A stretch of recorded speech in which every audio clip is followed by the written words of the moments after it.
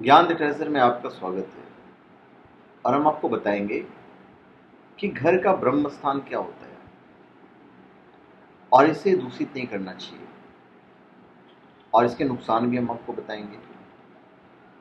वास्तुशास्त्र में घर के मध्य स्थान को ब्रह्म स्थान कहा जाता है। भूमि या भवन के मध्य भाग में वास्तु पुरुष की नाभि होती है और यहाँ सभी दिशाएं आकर मिलती हैं, और उस घर में इसी केंद्र स्थान से ऊर्जा का प्रवाह होता है। जिस प्रकार हम भोजन करते हैं और वह पेट में जाकर शरीर के सभी अंगों को ऊर्जा प्रदान करता है, ठीक उसी प्रकार ब्रह्म स्थान से पूरे भवन में ऊर्जा संचारित होती है। यदि ब्रह्म स्थान साफ सुथरा दोष रहित है तो घर में सकारात्मक ऊर्जा का संचार होगा और उसमें रहने वाले लोग द्वेष रहित, क्रोध रहित, मानसिक तनाव से दूर रहेंगे और उनकी अच्छी तरक्की होगी। लेकिन यदि ब्रह्म स्थान दोषपूर्ण है, यदि यहाँ वे वस्तुएं रखी गई हैं जिनसे वास्तु दोष उत्पन्न हो रहा है, तो उस घर में रहने वाले लोगों को कोई न कोई परेशानी बनी रहेगी।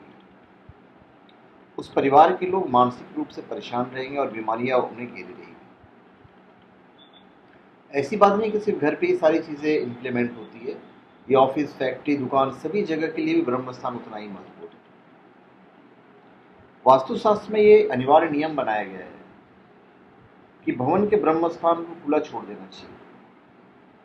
इस जगह पर कोई अनावश्यक वस्तुएं नहीं रखनी चाहिए, कोई भारी सामान भी नहीं रखना चाहिए। प्राचीन काल में भवन के मध्य भाग को खुला छोड़ा जाता था और कमरे वगैरह उसके चारों ओर बनाए जाते थे। कई जगह मध्य स्थान में तुलसी का पौधा लगाया जाता है ताकि सकारात्मक ऊर्जा का प्रवाह निर्विरोध रूप से होता रहे। तो ये है ब्रह्म स्थान। अभी घर का ब्रह्म स्थान कैसे पता करें? किसी भी भवन का निर्माण करने से पहले उसके ब्रह्म स्थान का ठीक ठीक पता लगा लेना जरूरी है। जरा सी गलती वास्तु दोष उत्पन्न कर सकती है। ब्रह्म स्थान का पता लगाने के लिए वास्तु शास्त्र में एक आसान विधि बताई गई है। उसके अनुसार भूमि को पूर्व से पश्चिम की ओर, पूर्व से पश्चिम की ओर 8 बराबर भागों में विभाजित करें। उसके बाद उत्तर से दक्षिण में 8 समान भागों में विभाजित करें। इस तरह पूरी भूमि 64 बराबर भागों में विभक्त हो जाएगी। इसके बाद सबसे मध्य के 4 वर्ग को निशान लगा लें। यही ब्रह्म स्थान है। अभी ब्रह्म स्थान में क्या करना चाहिए और क्या नहीं करना चाहिए हम आपको बता देते हैं। ब्रह्म स्थान साक्षात वास्तु पुरुष की नाभि है, इसलिए इस स्थान को भूमि से आकाश तक खुला छोड़ देने का नियम है।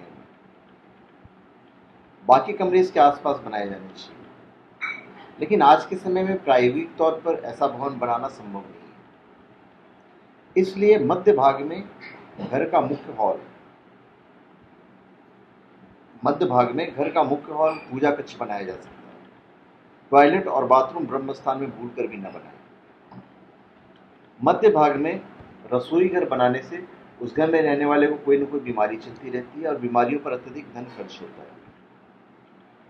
घर के मध्य भाग में यदि सीढ़ियां बना ली गई तो इससे मानसिक परेशानी और आर्थिक तंगी बनी रहती है। तो ऐसे घर में रहने वाले व्यक्ति का विकास रुक जाता है। कई लोग घर बनवाते समय ध्यान नहीं रखते हैं कि और पिलर, कॉलम, बीम लगा देते हैं। यह सबसे बड़ा वास्तु दोष होता है। मध्य स्थान में बेडरूम नहीं होना चाहिए।